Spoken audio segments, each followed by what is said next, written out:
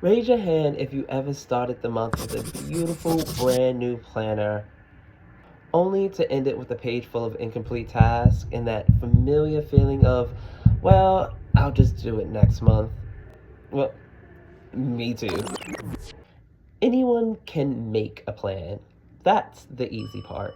But actually sticking to that plan and hitting those goals, that's where 90% of us actually fail. And it's not because you're a bad planner. It's not because I'm a bad planner. It's because we're missing out on this one crucial step.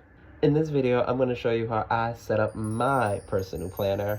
The systems that helped me finally move from believing that I can do it to actually achieving my goals. But here's the secret. The real magic isn't in the layout. It's in the essential questions. It's in the essential questions you need to answer before you actually start your task.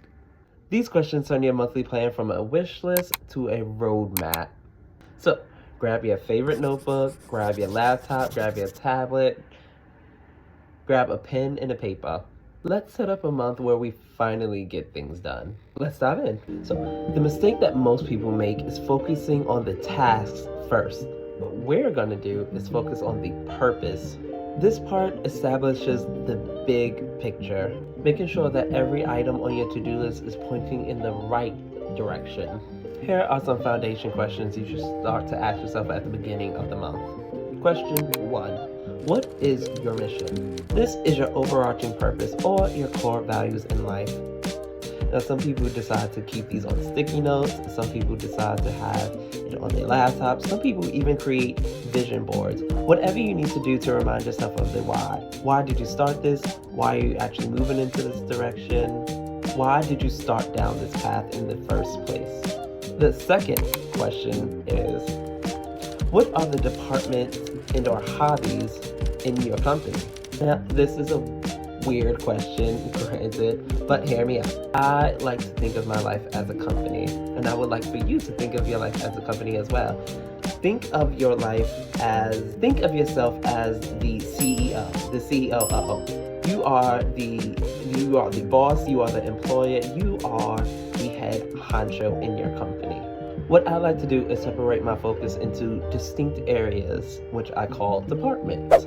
For example, like content creation, health and fitness, and learning new skills. This helps prevent one area from overwhelming another area. Question number 3. What was the goal of the current month? Now for me, I like to have every month be broken down by one goal for every department.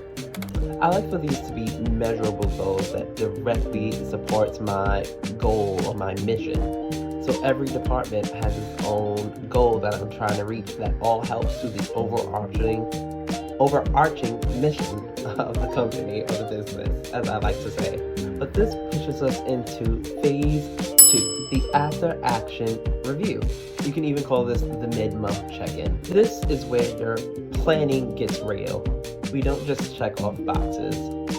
We perform after action reviews. Now, I personally like to do this at the end of the month before the new month comes, but you can do it at the end of the month, at the beginning of the month, or in the middle of the month.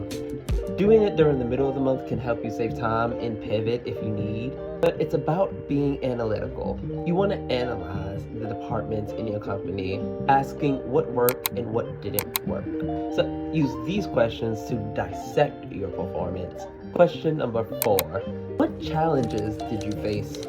I know for me this could be just challenging trying to answer these questions. There's so much that goes on month to month that a lot of it can be surprises. You didn't know it was going to come up. Some of it you did know it was going to come up, but you didn't know how to face it. But the key to this question is to be honest. Really sit down and ask, was it like time? Was it skill? Or I know for me, sometimes it's consistency and motivation. But be honest during this part and ask yourself, what challenges did you face? Moving on to question number 5, how did you overcome those challenges and what solutions did you find? Now, do not skip this question. Celebrating a solution is how you build confidence for your next month. So if you did something right, celebrate it so that you can bring it into the next month to repeat it. Repeatability is a good tactic for consistency. Question number 6. What task did you find simple or to be easier than you first imagined it to be? Now, with this question, you really want to focus on identifying tasks with low effort but have high impacts. These are definitely things that you should be doing more of because they're simple and they make the task fun, which also lends back into repeatability. The easier it is, the simpler it is, and the more fun that you have doing it, the more you're likely to repeat it, which will build consistency, which will help you to achieve your goal. It's like a big chain almost. Question number 7. How does your actions affect your mission and the progress of your mission? So, for example, those small 50 tasks that you did this month, did it move the needle closer to the actual goal, to the actual mission? If not, I'm so sorry to say that you were busy but not productive. And I know for me, this has happened quite a lot of times where I'm working on something, and it doesn't actually contribute to the overarching goal that I'm having.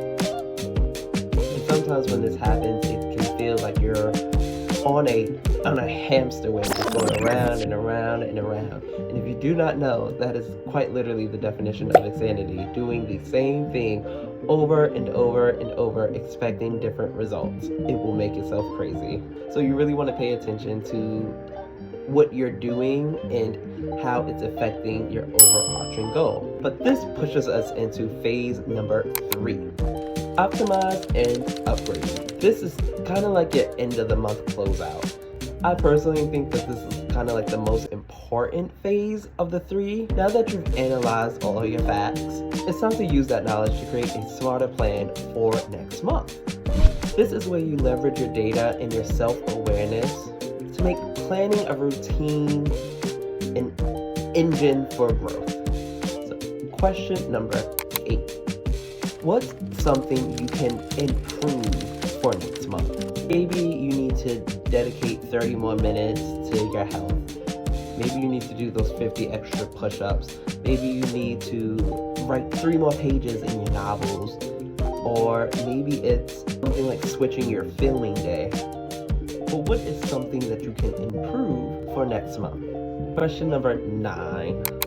What's something you can cut? I found it important to eliminate one thing that gave me high effort but low reward. So for me, it's like spending an hour and a half fine-tuning an animated graphic that really isn't essential to the overarching story or plot of the video that I'm making. Which pushes us into question number 10. What data can you refer to? Now, this question could be kind of tricky if you aren't already tracking your data or managing what you're doing every month. But for example, if you are like a YouTube creator, this would be your YouTube analytics or your Google analytics. If you're a fitness personnel and you're working on your fitness goal, it's tracking your data, maybe tracking how much gains you're making, how much weight you're putting on, how much carbs or proteins you're intaking. The one thing I found really helpful is that if you cannot measure it, you cannot manage it. And once again, I know for me, I'm running my life like I'm running a business. So if I cannot manage it, I'm failing as a manager. We cannot have that. But moving into the next question. Question number 11. What's something that you learned about yourself, your hobby, or your new skill? Now, this is just a great question for self-reflection. I am a big believer in just self-reflection, self-awareness, and being held accountable to your own actions. So I feel as though anytime you're moving in a new direction, you're going to be finding out new things about either yourself, about the world, about your hobbies, or the new skills. So for example, did you learn that you are actually a morning person? For me, as a content creator, I would ask myself, did I learn any new editing tricks to make editing go faster? Using that self-knowledge will really help, once again, with the overarching mission or the overarching goal of the company. Question number 12. How do you feel about your progress? Now, for me, this is something that I like to keep simple. Keep it simple, stupid. Go with your gut instinct. If you know that it's bad or if you feel like it went bad, just be honest. Just say this didn't work this month. But if it went great, say, hey, I deserve a pat on the back. I did that. But the point of it is to be honest and to be kind. The last question number 13. What's needed for next month? This is your final prioritized list. Do you need a new camera? Do you need to invest in that new software? Do you need a new editing program? Do you need to actually reach out and pay the bills, girl? Pay the bills. When you are aware of everything that you need to be successful, it makes next month so much easier because you do not have to worry, you do not have to fret about the things that you need to do, or even forgetting about topics and or tags, because everything is right there. You've already written it down. You know what you need for next month before you get into next month.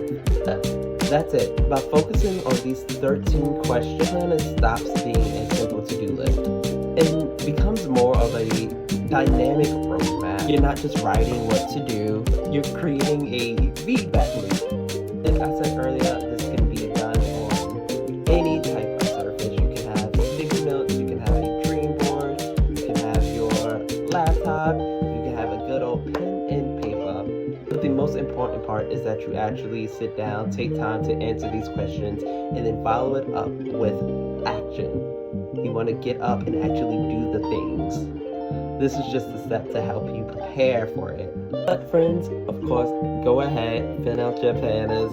Let me know what questions really stuck out to you. Do you have a planner? Do you stick by your planner? Are you actually taking action to actually meet your goals?